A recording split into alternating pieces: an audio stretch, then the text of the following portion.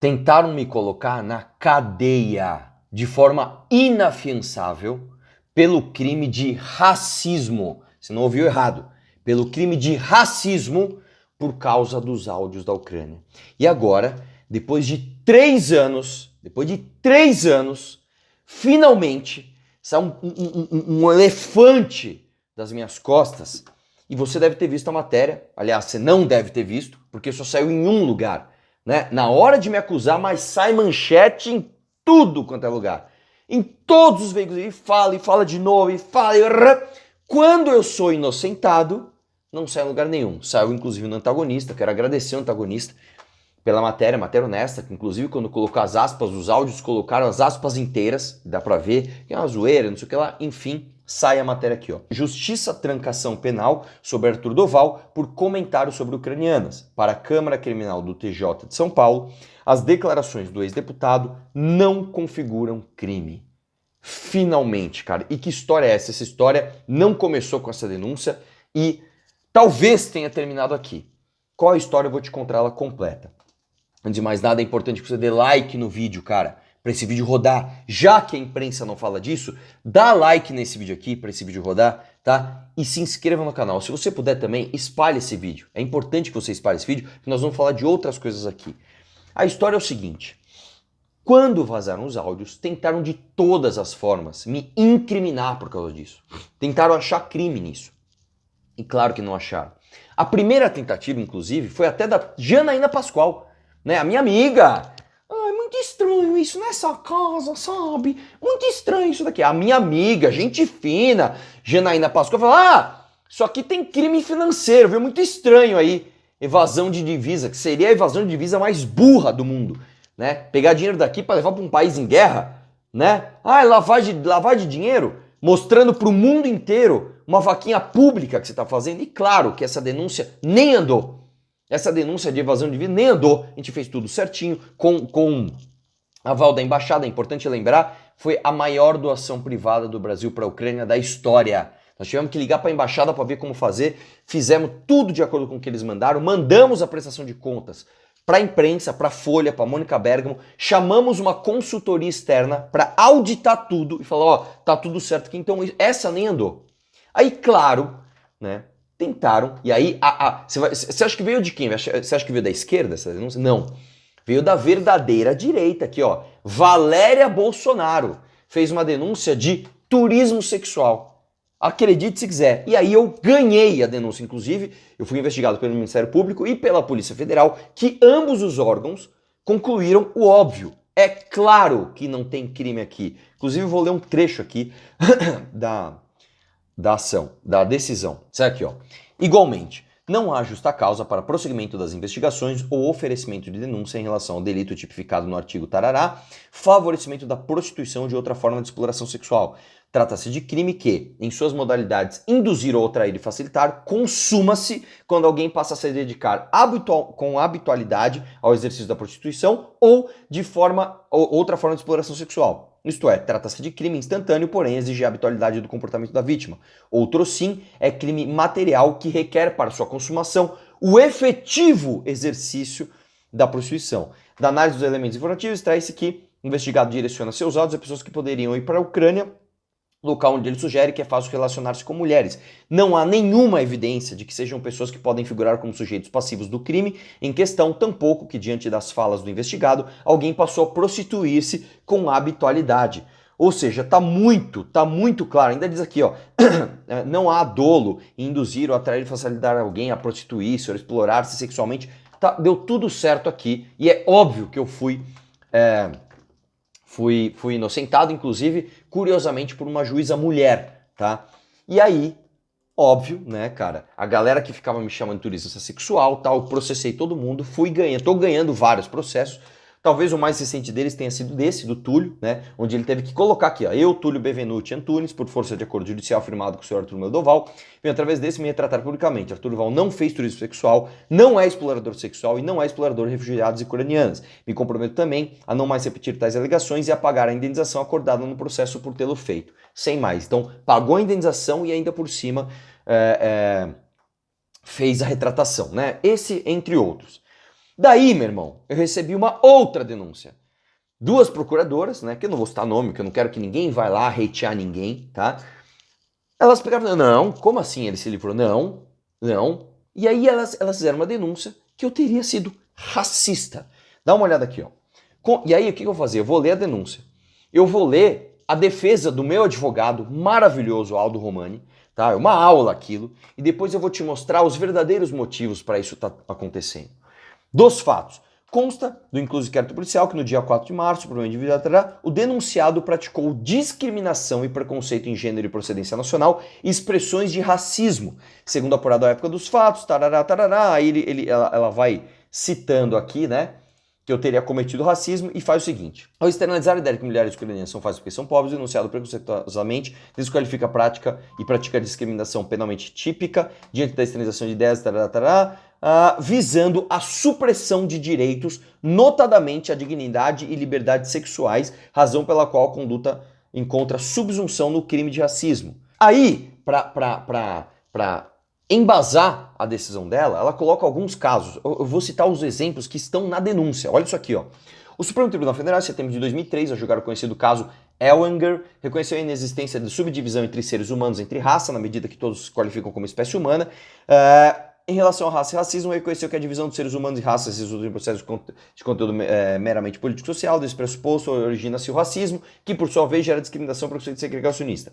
Concluiu-se que o antissemitismo é expressão de racismo para condenar o editor Ellwanger como um incurso no crime de racismo em razão da divulgação de ideias da desqualificação em relação ao povo judeu. Olha o que ela colocou. Depois ela coloca outro. Em junho de 2019, ação direta de sociedade, pelo Supremo Tribunal, manifestou acerca do conteúdo de termo de racismo, dessa vez especificamente em relação aos atos de homofobia ou transfobia. Reafirmou o conceito de racismo, compreendido em sua dimensão social, projeta-se para além de aspectos estritamente biológicos ou fenotípicos, pois resulta, enquanto manifestação de poder, de uma construção histórico-cultural, e parará, e vai aqui, não sei o que lá. Depois ainda colocou outro, né, falando que o meu discurso era discurso de ódio, isso aqui na página 10, Léo. Enfim, ela fica aqui mostrando de como eu sou um racista, e aí ela pede, olha aqui, ó, isso aqui na página 9, no comecinho da página 9, Léo, olha aqui, ó. A Constituição da República, no artigo 5º, determina que a prática do racismo constitui crime inafiançável e imprescritível, sujeito à pena de reclusão nos termos da lei, a lei que punirá qualquer discriminação, ou seja, falou assim, vai ser preso de forma, como é que ela chama? Imprescritível, então nunca vai prescrever isso, tá? E de forma inafiançável. Cara, você tem noção do que é você ficar anos e anos respondendo criminalmente por causa disso? Você tem noção? E aí, brother, vem a defesa do Aldo. Eu vou ler alguns trechos, tá? Da defesa do Aldo Romani, um excelente advogado criminal. Dá uma olhada aqui, ó. Ele manda aqui, ó. Atipicidade em relação às emendas de discriminação e preconceito. Conforme doutrina, o crime de racismo é composto necessariamente pela presença simultânea de preconceito e discriminação. Isso porque o preconceito definido como opinião formada antecipadamente, é um elemento normativo que diz respeito à esfera da intimidade. Então o preconceito é um pensamento que você tem. E, isoladamente, não possui relevância penal, pois, do contrário, ter-se-ia um direito penal da atitude interior com a pretensão de vasculhar o simples pensamento. Então ele diz que o preconceito é algo que você pensa e que você não pode ser preso por isso, mas que ele, somado à discriminação, aí ele causa uma tipificação penal, né? É natural que assim seja, pois punir o preconceito em si, quando ainda não se traduz em conduta, recairia em ilegal antecipação de tutela penal, sem que exista a própria ação. Sendo assim, para a configuração do crime, é necessária a externização desse pré-julgamento, ação chamada de discriminação. Tecnicamente, discriminação é a expressão que dirige-se a outra pessoa no sentido de privá-la ou dificultar, limitar, o acesso ou gozo de determinado bem ou direito, ou seja, uma ação ou omissão que produza ou ameace produzir um dano concreto a alguém. Nos casos dos autos, com a parte da prática de discriminação, residiria em afirmar que determinado grupo de pessoas seria fácil no sentido de ser mais facilmente disponível para um relacionamento intrapessoal. Cara, é incrível, né, que a gente tem que... A pergunta que se faz no caso deve ser a seguinte: em qual medida tal afirmação consistiria em eliminar, suprimir, reduzir direitos fundamentais de terceiros? E a resposta é absolutamente nenhuma. Ora, afirmar-se que determinado grupo de pessoas é fácil pode ser considerado inapropriado, grosseiro ou descortês, mas jamais se relaciona com a ideia de reduzir ou suprimir direitos de um grupo de pessoas. Inclusive, por tratar-se de adjetivação subjetiva, a depender do destinatário, ela pode ser considerada ofensiva ou não. O que ele está dizendo é o seguinte: você falar que alguém é fácil ou não é uma coisa que é subjetiva. E mais, onde isso, apesar de ser inapropriado, grosseiro ou descortês, prejudica de fato alguém, né? Suprime direitos dessa pessoa. Nesse sentido, é pacífica a jurisprudência do STF afirmar que declarações desprovidas de finalidade de repressão, dominação, supressão e eliminação se investem de caráter discriminatório, sendo insuscetíveis a caracterizar o crime previsto no artigo tal. Depois ele continua aqui, ó. Veja que as afirmações do paciente são todas no sentido de enaltecer a beleza daquelas mulheres e dizer que são mais disponíveis a uma interação em razão de sua condição desprivilegiada, não existindo qualquer conotação de supressão de direitos. E aí ele ainda... Cara, isso aqui é uma aula, cara. Isso aqui é uma aula. Página 6, tá, Léo? Excelência, os trechos destacados pelo próprio MP dizem por si. Não há qualquer tipicidade na conduta do paciente. O esforço retórico do MP chega a ser cômico, para não se dizer trágico, né? Que ele fala aqui que nos áudios divulgados pela parte do pressuposto que a presidência nacional dos ucranianos naquele contexto de guerra, em refugiados, em circunstâncias aproximam da pobreza e falta de recursos, que as torna fácil no sentido de não oporem obstáculos às investidas amorosas ou sexuais de alguém fora do contexto de guerra. E aí o Aldo fala assim: ao contrário do áudio aduzido, os trechos destacados pelo MC na denúncia, são todos elogiosos à beleza estética daquelas mulheres. E aí tem os trechos aqui: nunca vi nada parecido em termos de mulher bonita. A recepcionista do hotel, meu Deus, falei, não é possível, o que está acontecendo? É um filme, não é possível. Eu contei, foram 12 policiais deusas, né? Você faz tudo o que ela quiser, não sei o que lá. Ora, ainda que esses elogios possam ser considerados grosseiros ou inapropriados, fato é que está exaltando a beleza daquelas mulheres e não o contrário. A tipicidade em relação ao gênero feminino, né? E ele diz aqui, ao analisar seu áudio, tem-se que as falas não se infere qualquer tipo de misoginia. Primeiro porque misoginia implica no auto-preconceito e discriminação contra todas as mulheres. Dizer que todas as mulheres são fáceis poderia ser interpretado como misoginia, caso se entenda como discriminação chamar alguém de fácil, o que não é. Nesse sentido, por exemplo, seria absurdo acreditar que mulheres norte-americanas ricas se sentiriam atingidas com frases ditas pelo paciente. Cara, assim, é incrível, né, cara? Tem que ficar escrevendo o óbvio, o óbvio. E aí, no final da defesa dele, por fim, é de se lamentar o fato que a narrativa acusatória externa inapropriado posicionamento político em uma peça processual que deveria prezar única e exclusivamente pela técnica jurídica. E ainda coloca aqui aspas dele, né, da denúncia. Essa opressão histórica influencia os homens a acharem que são donos do corpo e da vida das mulheres. Ensina que as relações de poder entre os gêneros devem colocar a mulher numa posição subalterna do homem, o qual detém poder sobre a mulher, podendo ter controle do seu corpo, sua mente e até mesmo sua sexualidade. Enfim, finalmente, foi inocentado de mais essa, para você ver como é difícil no Brasil você não pagar pedágio pra patota e ainda por cima acabar escorregando numa casca de banana. No fim das contas, irmão, eu vou te dizer, cara, tudo isso que aconteceu, você sabe que não é pela piada.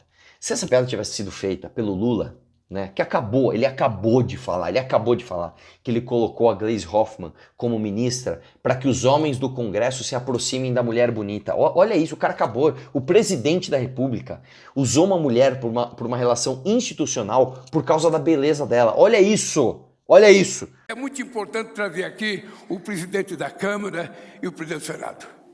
Porque é uma coisa, companheiros, que eu quero mudar, estabelecer a relação com vocês. Por isso eu coloquei essa mulher bonita para ser ministra de Relações Institucionais. Isso não estaria acontecendo. Isso acontece porque todo mundo sabe que eu fui o deputado mais combativo. Vamos lembrar algumas coisas aqui. Eu, sozinho, fui responsável pela primeira vez na história o aumento salarial dos fiscais de renda não terem passado. Você lembra desse discurso, né? Que eu fui lá e apontei quanto cada um ali recebeu. Agora vamos citar os nomes dos deputados. E agora vai machucar. Eu quero que vocês prestem atenção aqui, ó, porque agora eu vou falar e eu quero saber quem é que vai ter a coragem de subir nessa tribuna aqui e falar os nomes dos caras e os valores que receberam aqui. Vamos começar? Vamos começar a dar show aqui, ó. Vamos começar, por exemplo, pela professora Bebel, do PT. Cadê a professora Bebel? Tá aqui pra me olhar no olho? A professora Bebel recebeu R$900, foi pouquinho. Vamos pra outra aqui, ó. É que é tanto nome que eu até me atrapalho. Vamos aqui pra Leci Brandão, do PC do B. R$1.100. Também foi pouquinho. Acho que um fiscal falou, vamos doar R$1.100 aqui pra Leci Brandão. Vamos pegar outros nomes aqui, ó. Vamos pegar o Enio Tato do PT. O Enio Tato do PT recebeu R$15.000. Cadê o Enio Tato? R$15.000, Enio Tato. De fiscal do Estado, Enio Tato. Essa é a doação. Será que o pessoal falou, não, eu gosto muito do Enio Tato. Eu vou doar R$15.000 pro Enio Tato. Carlos Gianazzi do PSOL. E aí, bancada do PSOL? Vamos lá? R$61.000. R$61.000 o Carlos Gianazzi recebeu. E coincidentemente o projeto vai ser votado agora, né? Vamos ver como é que ele vai votar, o Carlos Gianazzi. Deputado Barba. Cadê o Barba? Tudo bom, Barba? R$34.500 o senhor recebeu. E o projeto vai ser votado agora. E qual que será a posição do senhor? Eu até pergunto, em relação aos seus colegas de partido, será que eles sabiam desse valor? Será que o pessoal sabe que o senhor recebeu R$34.000 aqui de doação? Outra coisa, você lembra também quando os deputados queriam aumentar em R$4.500 a sua verba de gabinete para alugar carro? O projeto passou, e aí eu fiz esse discurso que rodou no WhatsApp, e aí mesmo o projeto tendo passado, eles não tiveram coragem de aplicar, porque todo mundo estava cobrando eles. Lembra disso daí? É o PT com o PSDB, junto com o DEM, com o meu partido, pra fazer o quê? Fazer uma coisa pela sociedade, pelo povo paulista, pelo povo brasileiro? Não, é pra dar exemplo de criar mais privilégio. Nós estamos acabando de vir aqui, o Estado numa crise do caramba, as universidades, a gente na CPI das universidades aqui, vem um monte de gente reclamando de queda de CMS, reclamando de falta de arrecadação, e falta de dinheiro para isso, falta de dinheiro para aquilo. O Dória veio aqui pedir empréstimo pra fazer projeto de lei aqui, e aí vem nessa casa um projeto de lei no seguinte sentido, eu quero lembrar todos aqui, ó. Nós, deputados, temos direito a alguns absurdos, a meu ver, que são penduricários e privilégios. Auxílio moradia, que eu não utilizo, auxílio saúde, que eu também não utilizo, auxílio creche, que eu também não utilizo, a vale combustível, que eu também não utilizo, a motorista, que eu também não utilizo, a dezenas de assessores, que eu também não utilizo, a R$33.000 por mês de verba de gabinete pra gastar com o que bem entender, que eu também não utilizo. E aí vem mais um projeto aqui pra criar um privilégio pra deputado alugar carrinho pro cara andar bonitinho na rua. Pô, o seu Zé da esquina, quando ele vai pro negócio, ele tem direito ao Estado pagar o carro pro cara? Se o cara vai andar de Uno velho, se o cara vai andar de BMW, o cara vai ter que tirar do próprio bolso. Quer ver outra que talvez você não lembre? Sabia que tentaram proibir o Pix aqui em São Paulo? O deputado mais tradicional da Assembleia, né, o Campos Machado, falecido já, na época ele quis proibir o Pix em São Paulo. Eu fiz esse discurso e acabei com essa proibição. Acaso conhece ele? O que se passa na periferia? Quantos assaltos ocorrem, tendo como referência o tal do Pix? Ele sabe? Não, o senhor fala, não, porque você não pode obstruir meu projeto enquanto eu não tô aqui. Quer dizer, o senhor chega atrasado, eu que tenho que esperar? Tá doido? Né, eu tenho que deixar o paulista não pagar o Pix porque o senhor não chegou na sessão. Pelo amor de Deus. Agora, de novo, eu não vou focar aqui no senhor, eu vou terminar só falando o seguinte. O senhor citou a periferia. Eu tenho certeza absoluta, Campos, absoluta, que nenhum morador da periferia quer continuar pagando 10, 12, 13, 15 reais numa tarifa de TED, porque o senhor teve a brilhante ideia de proibir o Pix. Então eu peço que o senhor, por favor, entenda São Paulo como a economia pujante que é, entenda São Paulo como polo de inovação e não tente passar projetos tão retrógrados. Obrigado. Fora todas as vezes que eu me opus ao governo Dória, tem outros trechos também de eu gritando ali com o governo, etc. E é claro, cara, é claro. Talvez o que tenha mais incomodado a galera, não sei se você sabe, a Assembleia um dia, ela passou um auxílio peru. Ela falou assim, ó, vamos dar um auxílio peru aqui para os assessores. E o auxílio caiu na conta. Eu entrei na justiça e derrubei o auxílio peru. Os caras chegaram em janeiro, tiveram que... Imagina você entrar num prédio que tem mais de 3.000 funcionários e todos os funcionários tiveram que tirar dinheiro da sua conta para devolver porque eu fui contra o auxílio peru e consegui na justiça a devolução desse dinheiro. Você imagina, cara, por ser ilegal? Você imagina se entrar no prédio onde todo mundo perdeu dinheiro por sua causa? Pois é, também fui responsável por acabar com o contrato de publicidade da Lesp de 30 milhões de reais. A Lesp ia contratar uma agência por 30 milhões de reais para fazer a publicidade da Lesp. Eu fui lá e combati isso e derrubei sozinho. Outra coisa, você sabia que pela primeira vez na história do Brasil, deputados diminuíram seus salários? Foi por causa do quê? Da nossa ação aqui pressionando os deputados na pandemia. Então você sabe muito bem, cara, né? Por que eu fui caçado? Teve um dia também que eu chamei os caras de vagabundo. Lembra disso? Seria um excedi. Olha aqui. Usar desse microfone pra expor a sua cara de pau de justamente votar sim pelo aumento do salário das pessoas que já ganham acima do teto. E eu quero deixar avisado, inclusive, que eu peço, por favor, pra que algum líder peça a votação nominal pra que depois eu possa pôr a cara de todos os vagabundos na internet. Muito obrigado. Ô, senhor Arthur, você é cara de pau, rapaz. E mau caráter. Você não sabe o que é teto nem subteto. Você sabe o que é... O quê? Nós estamos defendendo a PEC 05. É subteto. Não ofenda os deputados, não, senhor Arthur. O que você pensa que você é, rapaz? O que você é o quê? Cidadão não, mau cidadão. Eu estou lhe falando, você não tem o direito de chamar os deputados de vagabundo. Não tem. Eu estou dizendo, se tem vagabundo aqui é você. Não é deputado. Você acabou de ofender todo mundo aqui, chamando os deputados de vagabundo. Ele fala em teto, não tem teto, tem subteto. Não tô nervoso não, meu Arthur. Novamente, se as pessoas souberem interpretar o que eu disse, eu falei justamente o seguinte, eu vou colocar a cara dos vagabundos na internet. Agora, se a carapuça serve, eu não posso fazer nada. Eu estou falando, eu não... Vamos esperar. Posso... Presidente, eu não consegui nem terminar minha fala. Por favor, termine, deputado Arthur. Eu não chamei nenhum deputado de vagabundo, não citei nenhum nominalmente. Eu falei o seguinte, nós temos todas as imagens registradas aqui. Deputado Arthur, pra concluir. O empregador de filho de ladrão tá me chamando. Eu gostaria de levantar a sessão por conveniência da ordem. Infelizmente, esse tipo de posição não é o tipo de posição que contribui com o debate democrático. Infelizmente, está levantada a sessão por conveniência da ordem. Bota vivo. Eu só tô calmo. Bota Eu só tô gravando. Pode botar no seu se quiser. Bota vivo. Eu gosto que o Campos Machado não gosta de live. Bota. Olha só, pede desculpa pra todo mundo aqui que você chamou de vagabundo. Eu não chamei ninguém de vagabundo, mas você quer que eu Ô, gente, ele chamou de vagabundo? Chamou ou não chamou? Não, mas ele é o dono da razão, tá? Ele é o dono da razão. Esquece que todo mundo tá falando aqui, acredita só nele, tá? É isso. Eu chamei você de vagabunda? Não Pra chamei. quem é? Pra quem é? Pra quem Calma, é? calma, o celular Pra quem não, é? você roubar o celular. Pra quem é? Pra quem é seguidor do Arthur? Tudo bem, a gente tem posições diferentes, não tem problema. Agora, o Arthur acaba de cometer um crime Para, eu aqui. cometei crime. Eu Ele não acabou chamei de você de quebrar o decoro. vagabundo. E não sou só eu, é Eu os chamei. 94 deputados que vão assinar uma representação na comissão de ética contra ele. Eu não é, pessoal? Teve, claro, uma vez que os caras perderam a paciência comigo e vieram me bater. Você lembra disso também? Você é machão mesmo atrás do vidro, hein? Levanta a mão quem é machão. Eu quero pegar você, ó. Eu quero pegar você. Ah, ficou ofendidinho? Você vai fazer o quê? Gostaria de chamar a polícia militar. Gostaria de chamar a polícia militar que proteja o deputado. E até, meu irmão, no meu discurso de cassação, meu último discurso na Assembleia, até naquele discurso, eu continuei expondo a galera. Você sabe que a minha cassação, cara, ela foi por supostamente, olha só, eu não era deputado, eu estava licenciado, eu estava fora do Brasil, eu mandei um áudio privado sem crime. E a mesma comissão de ética livrou o outro deputado que assediou de fato a Isa Pena, foi lá e passou a mão nela. E você lembra que a Marina Elou, você lembra que tem um trecho aqui dela, a Marina Elou falou, não, 6 meses é uma punição justa. Olha aqui o trecho aqui, ó, tá aqui, ó. É no 738, Léo, do discurso da cassação, olha aqui, ó. É importante a gente chegar num acordo. 6 meses é uma punição justa. É uma punição que traz um marco para essa casa de que assédio não será tolerado. A gente está falando de 9 mulheres estupradas. Aí ela tá falando na minha cassação, tá? Por quê? Porque continuamos a ser coniventes com violência contra mulheres. E agora a gente precisa dar um basta nisso. Quando é o deputado lá do relatório do PT, né? Foi o PT que fez o relatório. E a Isa Pena aprovou, não, 6 meses tá bom. Quando é comigo, que eu mandei um áudio, tem que caçar. Até nesse dia, eu expus a galera, expus os gastos. Então é o seguinte, meu irmão, deixa eu te falar uma coisa. Tenha muito orgulho, tá? Do teu voto em mim. Tenha muito orgulho da nossa ação lá na Assembleia. E a pergunta que todo mundo tá me fazendo aí, Arthur, agora você vai voltar? E eu pergunto pra você quer que eu volte? Você acha que eu devo voltar? Se você acha que eu devo voltar, eu vou te pedir, de verdade, dá o like nesse vídeo, comenta aqui para dar engajamento e espalhe esse vídeo. Porque agora tem um outro passo. Agora nós precisamos recuperar os direitos políticos, que é outro passo. Mas tá claro, eu não cometi crime nenhum. Então eu vou precisar do seu engajamento nisso. Dá like, compartilha com todo mundo, porque eu vou te falar, cara, eu estou sentindo que a gente vai voltar.